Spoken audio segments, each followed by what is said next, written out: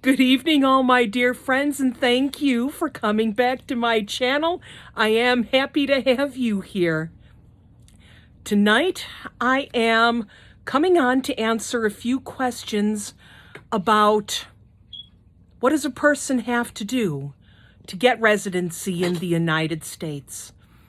I get a lot of calls from a lot of people asking, what do I do? What is the process? Sometimes I'm even asked to actually send a visa out, which unfortunately U.S. residents are not able to do. Bad cat. But there are options. It is not an easy road to walk. It's not impossible either. So here is a little bit of advice to those of you who are trying to follow the American dream.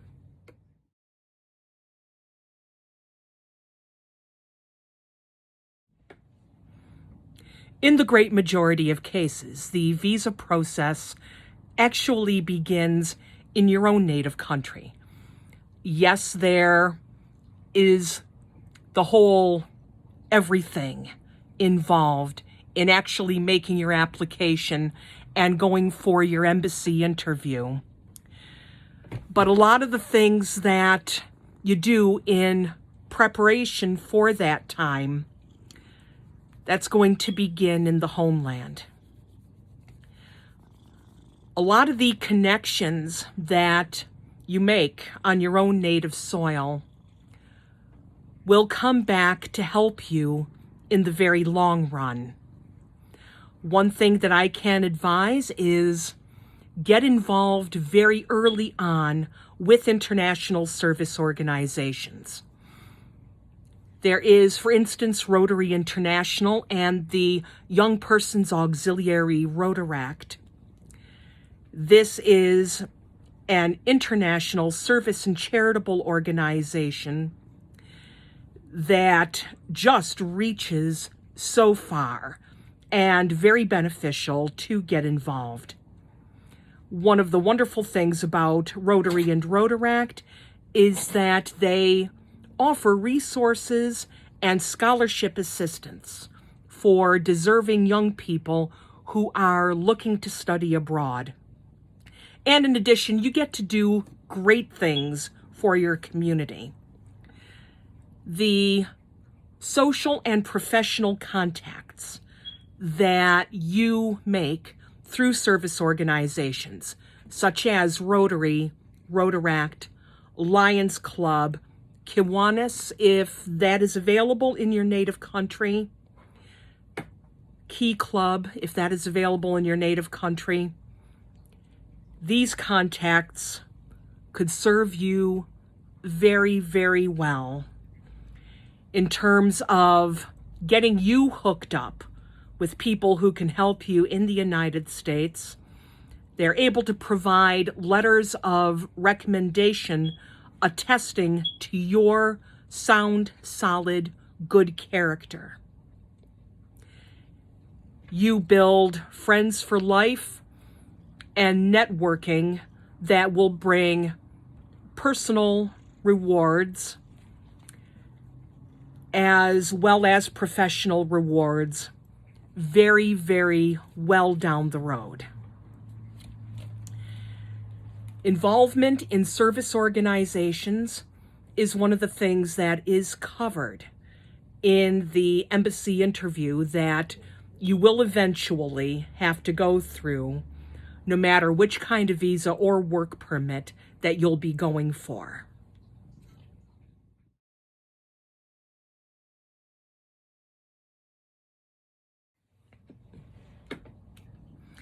There is a very, very old joke in American society where the young man stops a very old gentleman and says, "Excuse me, sir, how do I get to Columbia University?" And the old man's response is just, "Study, young man, constant study." And That's bringing me up to my next talking point. Even before potentially pursuing the F1 student visa, your study is going to be a key thing that is looked for and touched upon when you decide to make that visa application. Study hard, apply yourself hard, strive for the best of marks. Get involved with your school, with extracurricular activities, especially those providing human services. But above all, study comes first. There will be a lot of time for sporting events, movies, etc., especially now that we're going through this whole pandemic mess, where a lot of these things are canceled for the moment. It's more time to apply yourself, develop yourself, become the best self that you possibly can. Learn as much as you can about the technology, medical, and science fields, because these are especially valuable in a lot of Western nations, including the United States. We've got a shortage of those here. Now is your time to apply yourself and become the next Einstein. Your own nation will need you for that down the road. We need you for that. Study. Constant study.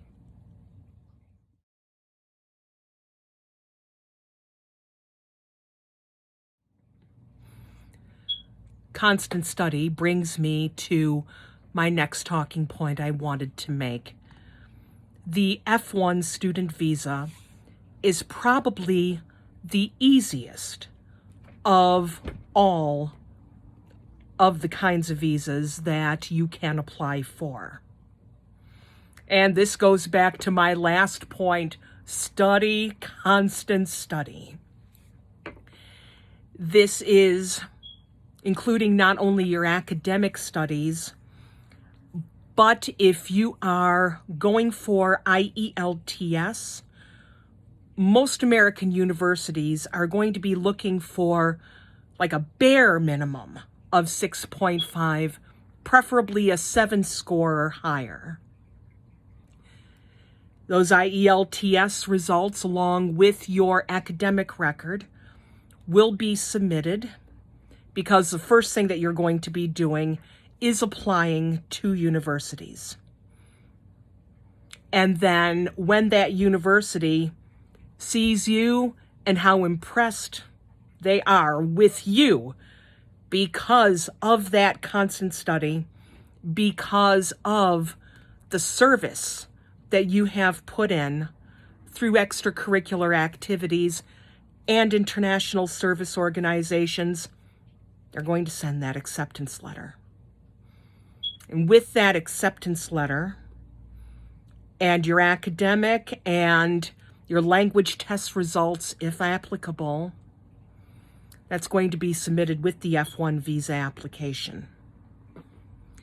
You will need bank statements proving that you can stay at least 1 year without any kind of financial or government assistance whatsoever. And you're called upon in this to really research the area where you're going. The city of Buffalo, New York, has a far different median income and cost of living from a place like San Francisco. So what you'll need to stay for 1 year in one city is going to be way different from what you'll need to stay and take care of yourself in another place. When all of that information is together, submit it with that F1 application. With your good academic record and the recommendation of your university, this is probably your easiest means of getting approval. So I've said it several times already. I'm going to say it one more time. Please, study is your focus. Plenty of time for partying later. But right now, build your contacts, build your network, build your service, and build your study.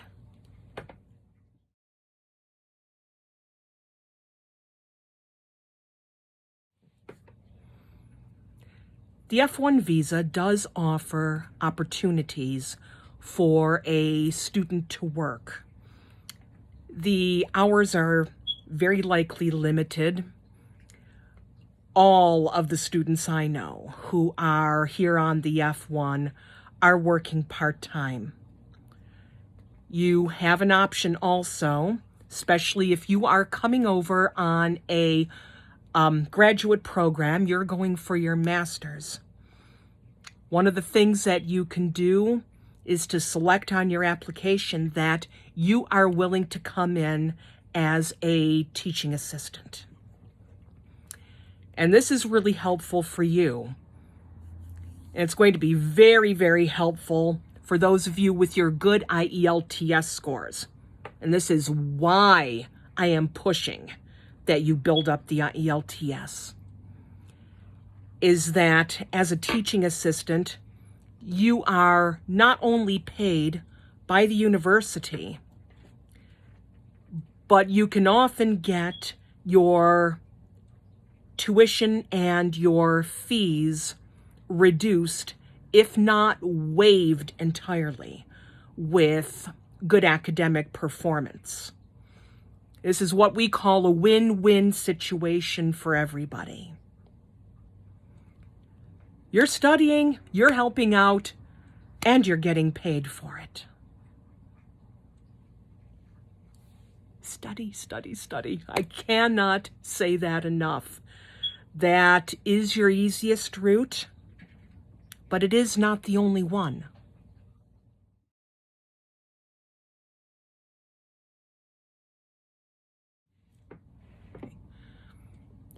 Those of you who are able to come in, even as a tourist, while you are not allowed to work for wages, you are allowed to apply for work and seek work. And if all good luck and blessings go your way, to receive an offer. It's a little more difficult this way, maybe even a lot more difficult this way. But do you remember that I was speaking to you about professional contacts? This is one of those areas where networking can do you a great deal of good.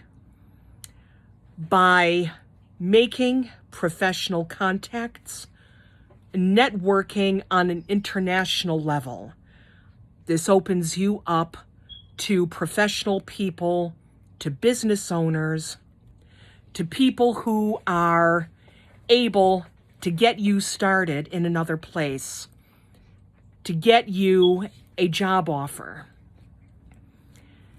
And then if you are here on F1, if you are even here as a tourist and just happen to be able to meet the right people, those are the individuals, those are the contacts who can apply on your behalf to get your visa status changed so that you end up with a work permit and you are well on your way to permanent residency. It's not easy. It requires a lot of work and reaching out on your part. But when you are able to find somebody who is able to move you forward, That is a very, very tremendous blessing. Don't give up. Put yourself forward as the best that you can possibly make yourself.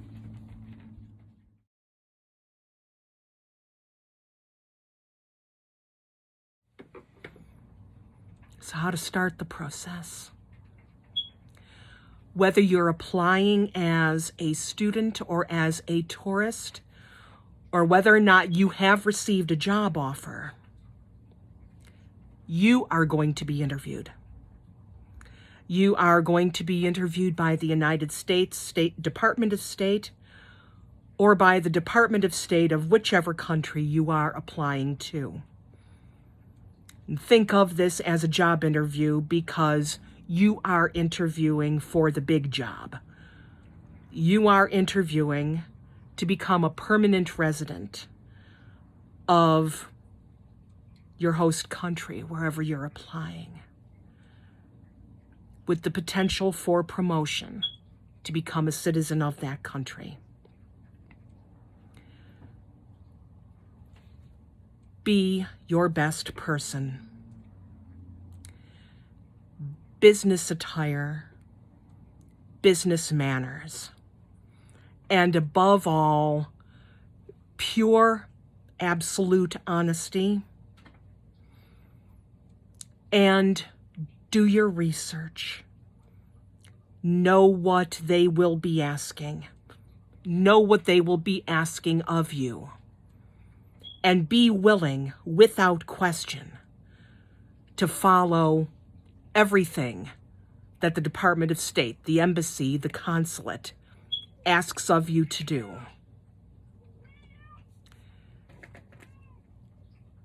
And there will be great reward coming out of that for you.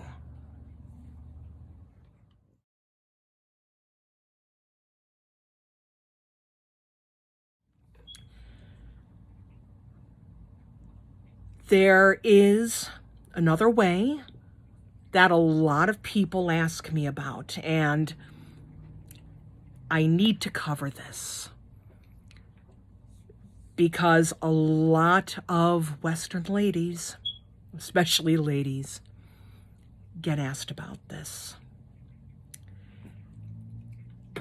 Yes, contract marriage is an option.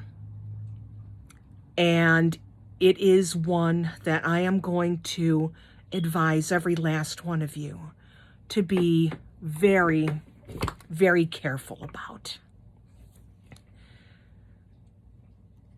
Yes, a person can receive residency upon marriage to an American or to whichever country you're applying to. I cannot speak for other nations, but I can speak for the rules and regulations and laws in the United States. Marriage and relationships are not a game to play with the government or with another human being. This is the absolute hardest road to walk. Earlier, I compared the embassy interview for student or work visas or even tourist visas to a job interview. And it's easy. It's what we call a walk in the park compared to what people go through when they've got an international marriage going on. It's less a job interview and more of an interrogation. You will be asked to prove that the relationship is absolutely genuine. You will be asked to show pictures. You will be asked to show proof that you physically met in one country or the other. Friends and family will be asked to prove that they have seen you, to prove that there is a real relationship there. It's a long, very difficult, and very costly process. And if there is anything determined fraudulent about it, you as the applicant can be banned from the United States. And the American can be subject to very, very heavy fines and even imprisonment. Be very, very careful. For your sake and the sake of the other person involved, do not play games with marriage. Do not potentially harm yourself. Do not potentially harm another person.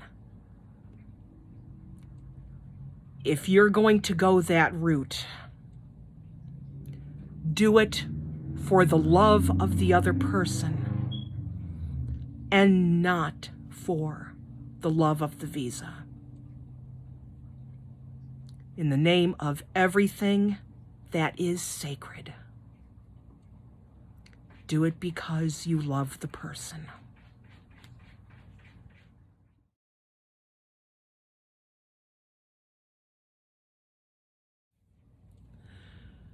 This was a long one, and I want to thank you, everybody, for watching and for putting up with these naughty cats who want to see what I'm doing here. I hope that I have been able to offer you some good advice, not to keep you away from your dreams, but to give you strength and to encourage you. It is not easy, but like all good things, it is worth working for. It is worth fighting for. And as long as you are willing to uphold our laws and to keep in your mind, first and foremost, our principles of equality, of liberty, and of opportunity,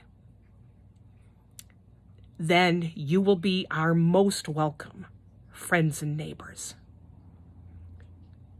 God bless you all. Best of blessings to you all. And I hope to be one of the people, if you ever end up in Buffalo, New York, to come and shake your hand and give you welcome. Thank you for watching.